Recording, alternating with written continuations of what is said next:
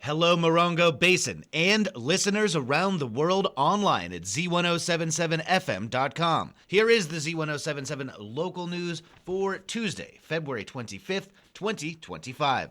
As Joshua Tree National Park's busy season begins, seasonal hires are in question for park staff this year. The February 14th firing of 6 employees working for Joshua Tree National Park has only exacerbated an existing staff shortage. Luke Basulto with the National Parks Conservation Association said that national parks in general have been consistently understaffed for years.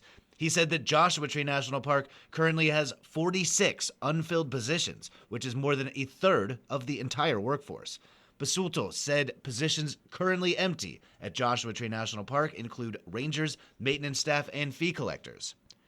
At a town hall meeting in Yucca Valley on Saturday morning, Congressman Jay Obernolte discussed the cuts and their impact on Joshua Tree National Park. He said that he was against the cuts and pointed toward the possible rehiring of staff. When discussing seasonal hires for 2025, he said, because we want the level of seasonal hires to actually be higher than last time.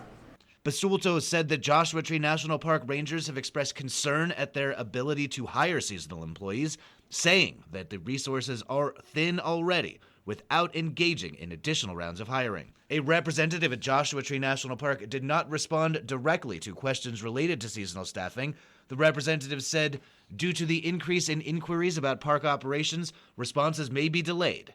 We appreciate your understanding and support. A new initiative at federal agencies requires all staff, including national park staff who are employed by the Federal Department of the Interior, were requested to describe their accomplishments for the week in 5 bullet points by midnight last night, with their answers reported to be used to determine the status of their continued employment and guiding possible future layoffs. The impact of that deadline has yet to be determined. The Johnson Valley Shared Use Area is now open to the public and ready for your off-road and other adventures. The Marine Corps occasionally closes the area for training exercises. A statement from the Marine Corps says that they appreciate the community's support during the closures and that their exercises, quote, help ensure our Marines are prepared for any mission anywhere in the world. Additional closures at the Johnson Valley Shared Use Area are scheduled for August 14th and February 12th. A Black History Month project will be presented by the 5th grade class of Oasis Elementary School during tonight's 29 Palms City Council meeting. Here's Annalise Kuiper with a look at their agenda. In tonight's meeting, the 29 Palms City Council will issue a proclamation recognizing February 2025 as Black History Month.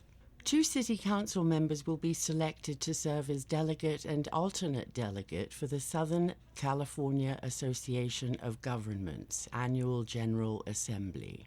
The City Council will review the mid-year budget amendments and inter-fund transfers for fiscal year 2024 to 25. It is recommended that the City Council authorizes the City Manager and Attorney to amend the lease between the National Park Service and the City of 29 Palms to allow the Joshua Tree National Park Association to assume responsibility for all lease obligations needed to ensure Freedom Plaza's Joshua Tree National Park Cultural Center remains operational in the event the National Park Service is forced to suspend visitor center operations. Reporting for Z107.7 News, I'm Annalise Kuiper. The Yucca Valley Planning Commission will receive an update on new projects within the town at tonight's meeting. Here is reporter Adeline J. Wells with more from their agenda. At tonight's meeting, the Yucca Valley Planning Commission will receive the Land Development Update. Provided by town staff, this regular report details notable updates on capital project activity and private developments within Yucca Valley. Potential subjects in the report include Domino's Pizza and Jersey Mike's, Joshua Springs Calvary Chapel, Starbucks West, and the addition of a fuel station and convenience store at Walmart. Tonight's meeting is open to the public and begins at 6 p.m. at the Yucca Valley Community Center. Reporting for Z107.7, this is Adeline J. Wells. The 29 Palms Water District Board of Directors may get a new member Wednesday afternoon when the board meets in regular session. On the agenda is an appointment by the San Bernardino County Board of Supervisors to fill a vacant board seat. They are also expected to approve bids for accounting services, an emergency generator trailer, and a valve exerciser. The board will also receive management reports related to maintenance, water quality, and more. The board meets tomorrow at 4 p.m. at their office at 72401 Hatch Road in 29 Palms. High school seniors in the high desert have a great opportunity to graduate from college debt-free. Copper Mountain College's Greenleaf Scholarship provides a full-ride tuition for one student while they attend Copper Mountain College and then transfer to a university to complete their bachelor's degree.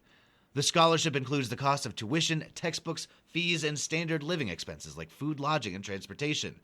The annual scholarship is part of the Greenleaf Education Fund and was established by the estate of F. Roy Greenleaf Jr., who came to the Morongo Basin in the 1970s and started a community bank.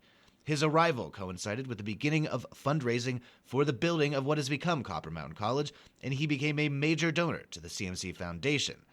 Executive Director of the CMC Foundation, Sandy Smith, said that students aren't selected for the scholarship on grade point average alone. She said that a student's interest in learning, overall responsibility, as well as the student's desire to return to the Morongo Basin upon completion of their education are factors in awarding the scholarship. If you're a graduating high school senior interested in applying for the Greenleaf Scholarship, you can call 760-366-3791 or use a link at this story at Z107.7fm.com. The Arts in California Parks Grant Program is holding an info session online today at 3 p.m. The program enables public art and cultural programs to be hosted in local parks across the state. In 2024, more than $2.8 million was invested to support 31 grant recipients across California. The application deadline is Friday, March 14th, but they are holding an online info session today at 3 p.m. We'll have a link where you can sign up and learn more about the state-sponsored program at this story on our website.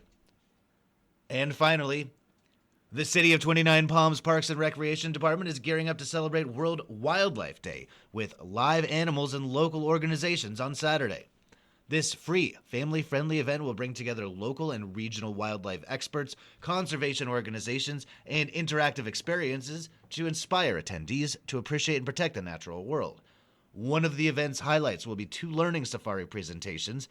These engaging and educational shows will allow attendees to get up close with live animals and learn about their unique adaptations and habitats.